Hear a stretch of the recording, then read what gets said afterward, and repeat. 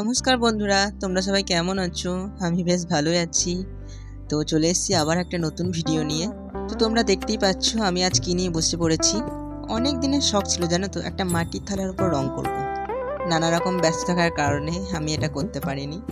তো এবার আমি ভেবেই নিলাম যে আমি করবই। কিছুদিন আগে আমি চলে গিয়েছিলাম আমাদের সাঁইথিয়া বাজারে, সেখান থেকে আমি মাটির থালাটা কিনে এনেছি। আচ্ছা জানো তো, ফেসবুকে একটা দাদার ভিডিও এখন আমার খুবই ভালো লাগে দেখতে। আমি তাকে দেখে সত্যিই খুবই ইন্সপায়ার হয়েছি।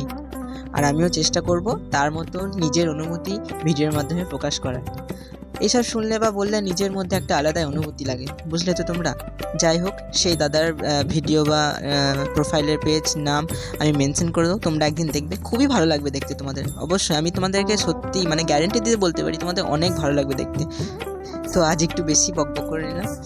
যাই হোক, তো দেখো আমি প্রথমে অ্যাক্রিলিক কালার ইউজ করে নিয়েছি। তারপর তার মধ্যে কালার মিডিয়াম 1 অ্যাড করে নিলাম। আর হ্যাঁ, এইরকম থালা যেহেতু আমি প্রথমবার বানাইছি, তাই একটু প্রথম ভয় লাগছে। আর জানো তো, থালাটা একটু কীরকম তোমরা দেখে বুঝতে পারছো, মানে ব্যাঁকা টাইপের ছিল। মানে আমি যখন দেখেছিলাম তখন অতটা বুঝতে পারিনি যে এরকম হবে কিছু কিছু। তার জন্য আমার রাউন্ড করতে খুবই অসুবিধা হয়েছিল। প্রথমবার করছি তো, তাই একটু ভুলভাল তো অবশ্যই হবে। তো যাই হোক, পরে আমি ঠিক করে নেবো। প্রথমে কি কলকা করব না কি ছবি আঁকবো কিছু বুঝতে পারছিলাম না, তাই গুগল গেলাম। গুগলে থেকে এইরকম একটা ডিজাইন পেলাম, এটাই করলাম, এটা করার চেষ্টা করলাম।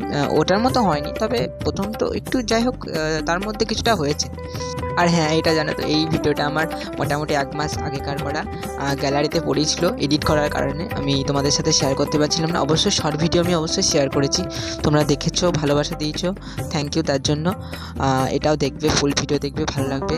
আর হ্যাঁ, আমি তো এখন বিগিনার, তো আমাকে একটু তোমরা সাপোর্ট আর ভালোবাসা দিও, আমি যাতে আরও এগিয়ে যেতে পারি তোমাদের আশীর্বাদে। বড়রা তো আশীর্বাদ করবেই, ছোটরা ভালোবাসা দিয়ে একটু।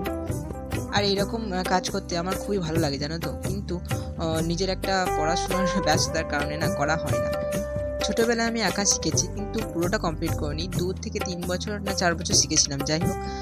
কিন্তু কোনো কিছুই কমপ্লিট হয়নি। গান শিখেছিলাম, সব কিছুই করেছিলাম, কিন্তু কোনো কিছুই ঠিকঠাকভাবে পুরোটা ফুলফিল করতে পারিনি।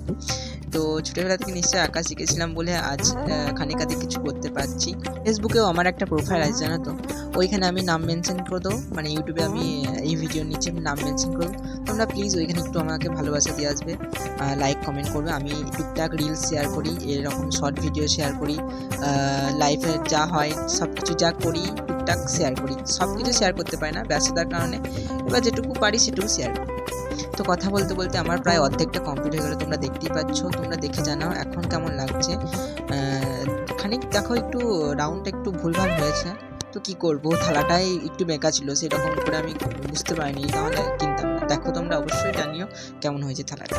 Thank you.